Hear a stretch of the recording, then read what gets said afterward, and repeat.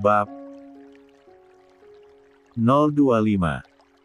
Harus sudah sore, matahari sudah hampir sepenuhnya terbenam. Aku masih berjalan di tepian jalan raya, tanpa arah tujuan.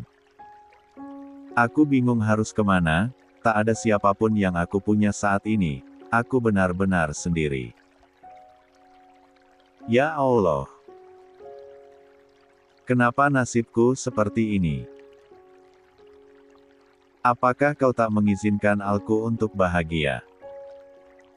Matahari sepenuhnya tenggelam, malam tiba, langit gelap dan azan maghrib berkumandang, menggema di setiap tempat. Aku pun memutuskan untuk mencari masjid saja, karena di masjid mungkin aku bisa melaksanakan salat dan juga menumpang tidur. Aku mengikuti arah suara lantunan azan dari speaker masjid. Dengan begitu aku bisa menemukan keberadaan masjid. Aku menghela nafas lega, saat aku berhasil menemukan masjid. Aku dengan cepat masuk ke halamannya, menyimpan koperku di teras depan masjid dan mengambil air wudhu di tempat wudhu untuk perempuan. Aku ikut bergabung salat berjamaah bersama jamaah perempuan di belakang. Usai salat, aku berdoa, meminta petunjuk untuk masalahku ini. Jika bisa, aku ingin bercerai dari Om Jason dan tak usah kembali lagi padanya. 43. Aku ikhlas walaupun aku harus menjalani hidup sebagai gembel di jalanan, asal aku tak usah bertemu lagi dengannya. Aku benci suamiku yang berkedok baik, padahal tak lebih dari seorang pengkhianat. Ya Allah, jika memang Om Jason tidak bersalah, maka pertemukan lagi kami dan satukanlah cinta kami lagi.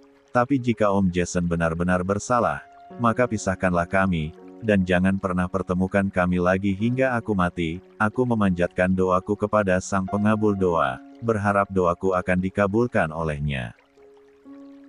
Lepas itu, aku melipat kembali mukenaku, memasukkannya ke dalam koper, lalu aku duduk sendirian di dalam masjid setelah yang lain pergi. Hanya tersisa beberapa pria yang masih beribadah di bagian depan. Aku yang tak punya arah tujuan ini, akan memilih untuk tidur di masjid. Aku yakin di sini lebih aman, karena ada Tuhan yang akan melindungiku di rumahnya. Aku menyandarkan kepalaku di dinding masjid. Aku merasa mataku mulai mengantuk. Aku pun terpejam. Aku melihat Om Jason menangis memanggil namaku. Dia bilang tak mau kehilangan aku. Dia memohon-mohon padaku agar aku tak meninggalkannya. Tetapi, aku telah terluka olehnya. Aku pun memutuskan untuk pergi tanpa melihat ke arahnya lagi.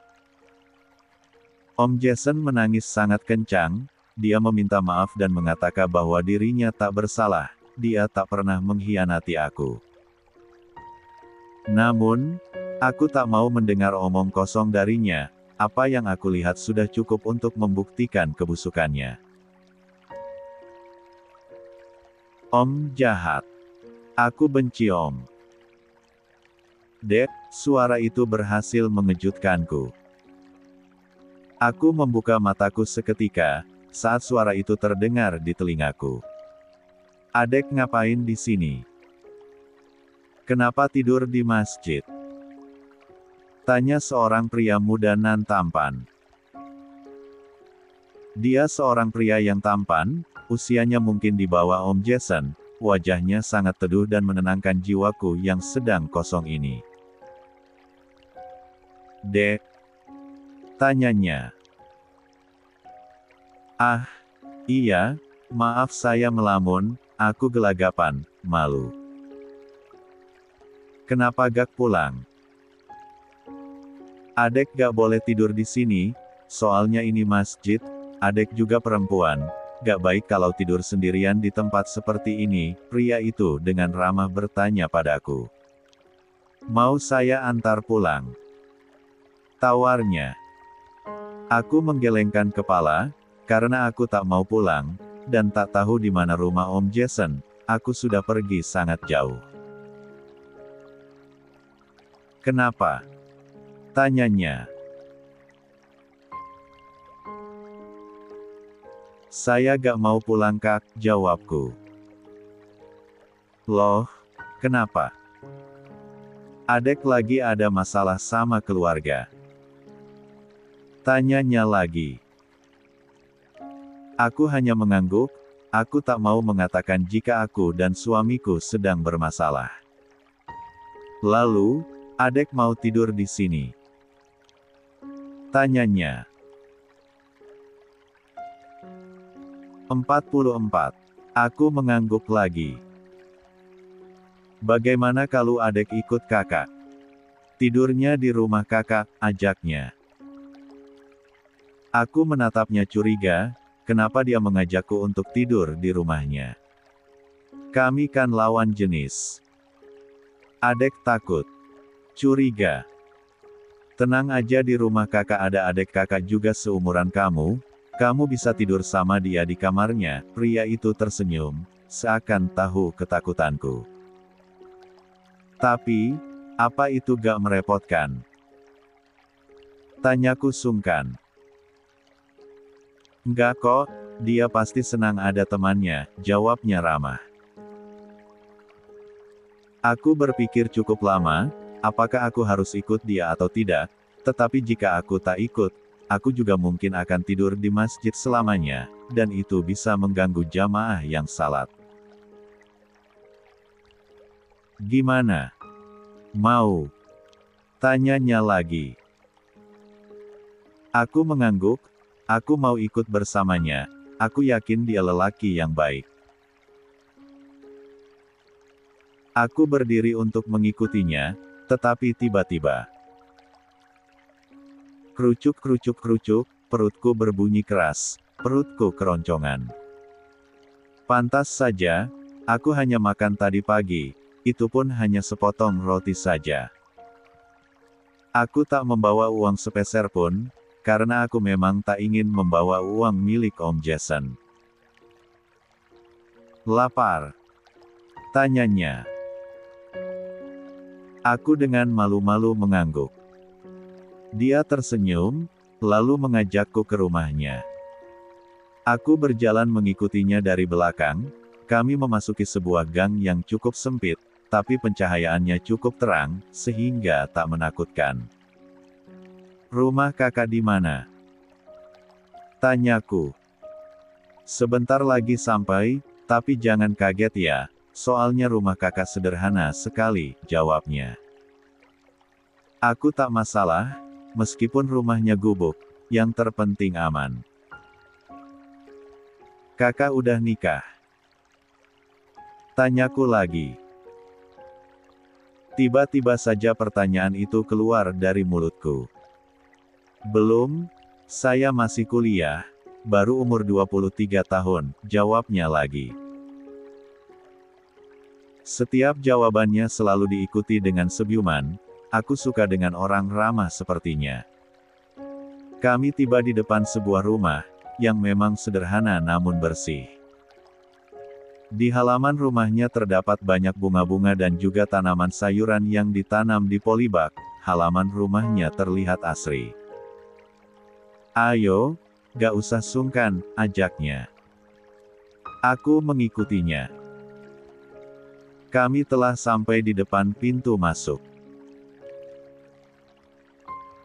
45. Assalamualaikum, ucapnya. Waalaikumsalam, sahut dari dalam. Pintu terbuka, muncullah seorang gadis cantik yang tampaknya seumuran denganku, memakai jilbab langsungan, wajahnya bersih dan cantik alami. Kakak kok baru pulang? Tanya gadis itu sambil mencium tangan kakaknya. Iya, ini kakak ketemu teman baru, pria itu menunjukku. Anak gadis cantik tadi menatapku, mungkin dia tak mengenaliku. Ini siapa? Tanyanya. Kenalan dong biar tahu namanya, kakak juga belum kenalan kok, jawab kakaknya. Gadis itu mengulurkan tangannya padaku, aku menerimanya dengan senang hati. Laila, ucapnya. Natasha, jawabku. Dia tersenyum manis sekali. Saya Raihan, kakaknya memperkenalkan diri juga. Natasha cantik, pujinya dengan mengelus rambut pendekku. Laila juga cantik, aku juga memujinya. Kalian sama cantiknya kok, timpal Kak Raihan. Kemudian mereka mengajakku masuk, aku menurut, aku duduk di sofa tua yang bersih terawat di ruang tamunya yang sempit. Lah, kamu udah masak kan? Tanya Kak Raihan pada Laila yang berada di dapur, mengambil minum untukku. Udah Kak. Sahut Laila. Bawa ke sini ya, kita makan bareng. Titah Kak Raihan. Siap. Jawab Laila. Kak Raihan duduk di sofa di depaku, dia tersenyum ramah. Kamu umur berapa? Dia menanyakan umurku. 17 tahun Kak, jawabku. Sama dong sama Laila, kalian seumuran, ucap Kak Raihan. Aku juga baru tahu kalau Laila seumuran denganku. Laila datang kemudian, membawakan teko plastik dan gelas. Kak Raihan mempersilahkan aku untuk minum, aku segera minum, karena aku sangat haus. Lalu, mereka mengajakku makan bersama, dengan lauk seadanya, tapi sangat nikmat. Laila mengajakku ke kamarnya, kamarnya tak terlalu besar, tapi rapi dan bersih. 46. Sepertinya keluarga Kak Raihan adalah orang-orang yang suka kebersihan. Laila, kamu tinggal sama siapa aja di sini? Tanyaku. Cuma berdua, jawabnya. Berdua. Aku tak percaya. Iya, orang tua kami udah meninggal, bapak meninggal 3 tahun lalu, dan ibu meninggal 2 bulan lalu karena sakit asam lambung, Laila bercerita. Ya Allah, maaf ya, aku gak tahu, aku meminta maaf. Gak apa-apa santai aja, jawabnya santai. Terus, yang kar nafkah siapa? Aku jadi banyak bertanya. Kami berdua, jawabnya lagi. Aku mengernyitkan dahi. Kak Raihan kerja serabutan, supaya bisa terus menafkahi aku. Alhamdulillah kalau kuliah dia gratis, karena Kak Raihan dapat beasiswa. Kebetulan juga pemilik kampusnya itu teman bapak dulu, jadi kuliah Kak Raihan gratis. Kak Raihan kerja buat bisa menafkahi aku aja, aku juga kerja apa aja supaya bisa dapat uang, mulai dari jualan dagangan orang, jualan online, atau apa aja yang penting halal, tutur Laila. Mereka hanya hidup berdua, tapi sanggup menafkahi satu sama lain, juga saling menjaga. Aku kagum sekali pada mereka. Malam kian larut, aku dan Laila tidur di kamar yang sama, sedangkan Kak Raihan tidur di kamar lain.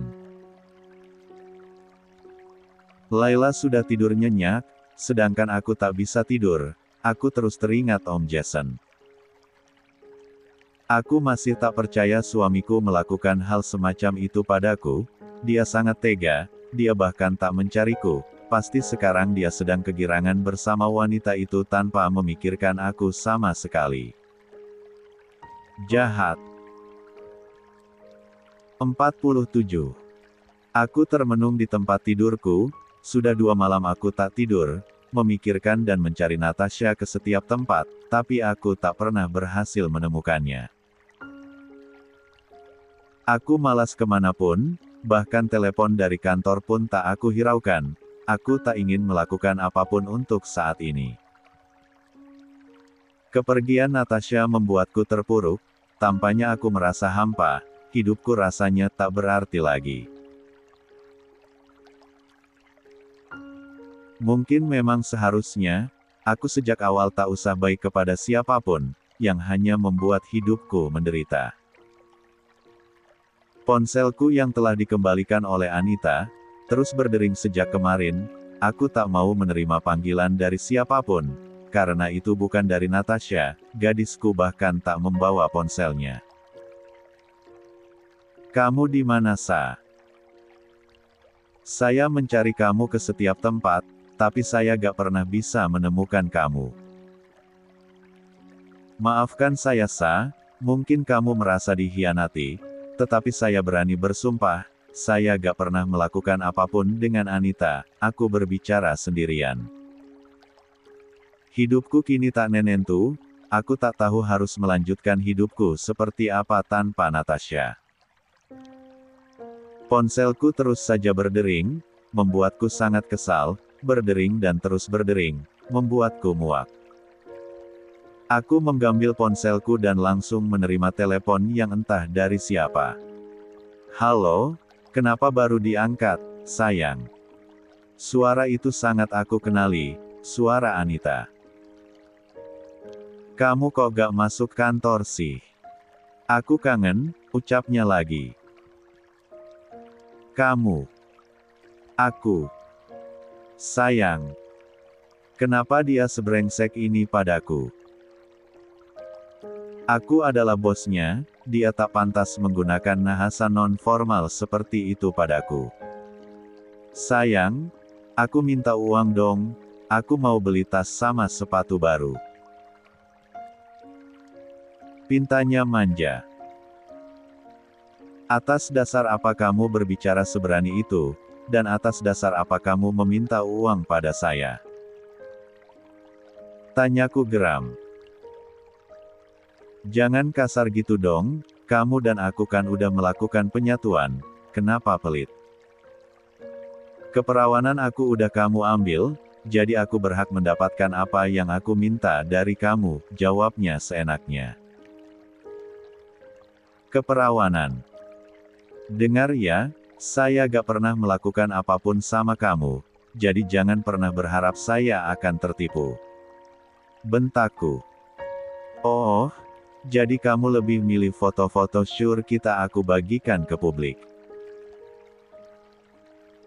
Termasuk disebar di kantor.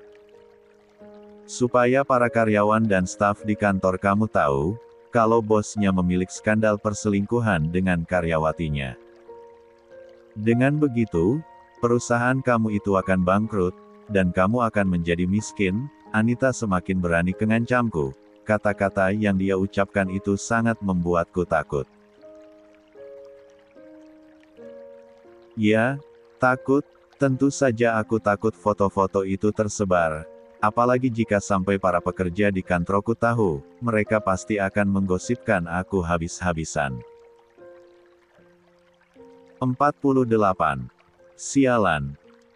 Memang seharusnya saya gak usah menolong kamu sejak awal. Kalau pada akhirnya saya akan digigit seperti ini. Hardikku. Terserah, yang pasti aib kamu ada padaku, jadi kamu jangan macam-macam, kalau kamu mau reputasi kamu tetap baik. Ancamnya lagi, dia tak takut sama sekali meskipun aku menghardik dan mencacinya. Aku tak dapat berpikir jernih lagi, ini bukan hanya tentang reputasiku, tetapi juga tentang kelanjutan perusahaanku, yang mungkin akan gulung tikar jika semua orang tahu, bahwa aku memiliki skandal dengan karyawatiku sendiri.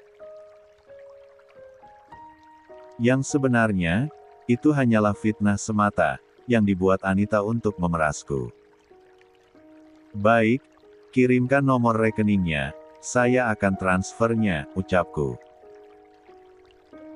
Aku tak ingin berlama-lama dalam berpikir, aku akan memberikannya uang berapapun yang dia mau, asalkan foto itu tidak tersebar. Terlebih lagi, aku belum ingin menghadapi masalah tentang foto-foto itu, yang ingin aku hadapi saat ini adalah untuk menemukan Natasha, hanya itu yang aku pikirkan. Setelah menemukan Natasha, aku akan berusaha untuk menemukan cara agar foto-foto itu bisa aku dapatkan dan aku bisa membungkam Anita supaya tidak memerasku lagi. Nah, begitu dong dari tadi, kan kalau begini enak nggak usah berdebat, ucapnya senang. Aku segera mematikan teleponnya. Tak lama kemudian, Anita mengirimkan nomor rekening miliknya padaku. Aku mengirimkan uang sebesar 2 juta padanya, untuk membungkam mulutnya itu. Terima kasih sayang, I love you, dia mengirimkan chat ucapan terima kasih setelah aku mengirimkan uang padanya.